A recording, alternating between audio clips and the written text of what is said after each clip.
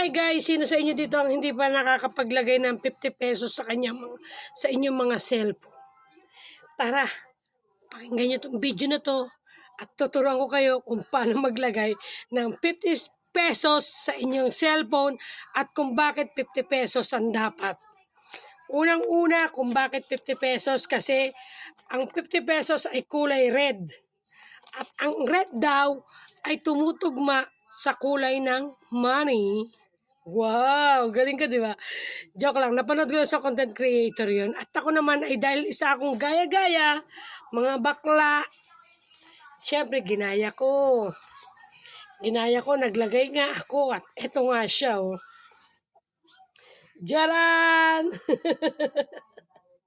Aray ko, ayan, 50 pesos na sa aking cellphone. At syempre, hindi nyo siya malalagay kung wala kayong transparent na casing. Kailangan nyo yan kasi nga, para kitang-kita. At bakit 50 pesos? Bakit hindi 500? Bakit hindi 200? At bakit hindi 100 or 1,000? Kasi ang 50 pesos ay dahil kulay niya ay red. Ang red nga raw nga ay tumutugma sa money. Wow!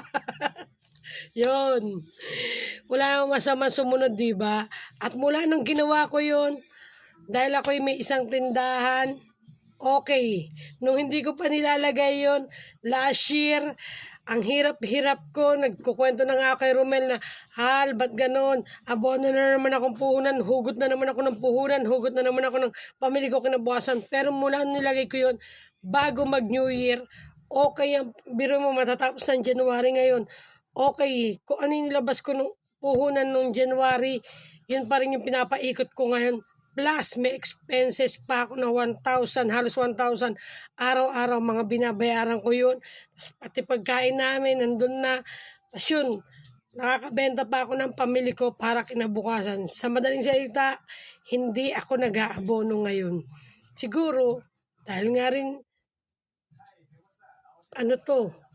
dahil nga rin totoo, or dahil nga, hindi ako pinababayaan ni Lord Charis. Hindi, siguro. Kasi nga naman, di ba, ang swerte rin nasa tao rin. Kung ikaw lahat ng swerte, sinunod mo, ay ginawa mo, pero ikaw tulog ng tulog, walang swerte darating, hoy! Hindi swerte yon, magic yon. Ayun na nga. Ngayon, kung kayo may cellphone at may case na transparent, mas okay yun kasi kitang-kita siya. At saka yun napanood ko nga pala ang sabi kung bakit daw sa cellphone. Kasi daw ang cellphone ay lagi nating hawak. Bago matulog, paggising, habang kumakain, habang nasa CR, hawak natin ang cellphone. Kaya yun. Kaya dapat sa cellphone siya ilalagay. Meron din siya yung pusa. O, ayan. Binili ko rin yan. Ngayon, ganito lang ang paglagay niyan. Madali lang. Yan, buong 50 pesos, tutupin mo lang ganyan. Kailangan yung ulo nakaganyan sa cellphone. Hindi pwede nakaganon, hindi pwede nakaganyan. Kailangan nakaganon. Tapos, akin ganyan na nilagay ko, ganyan ko. Pero kayo pwede nyo pa isang tupi. Yan. Tupiin nyo pa. Basta yung ulo ang nasa unahan. Yung para bang pag ganyan, oh. Hello?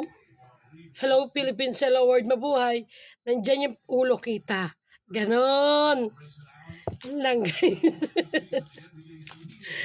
Try nyo, wala na mawawala sa inyo kung itatry nyo, diba? At saka, pag kayo sinuwerte na, huwag nyo siyang papalitan, huwag nyo siyang gagasusin, huwag nyo aalisin. Kasi diba nga, paliwanag ko sa'yo, kunyari may isang bagay na swerte, na yung swerte, nandiyan yung swerte na yan.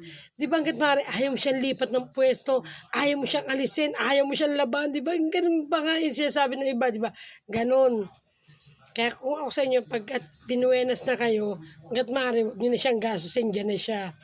Ano siya, mag-iisang buwan na siya dyan, hindi ko ginagastos.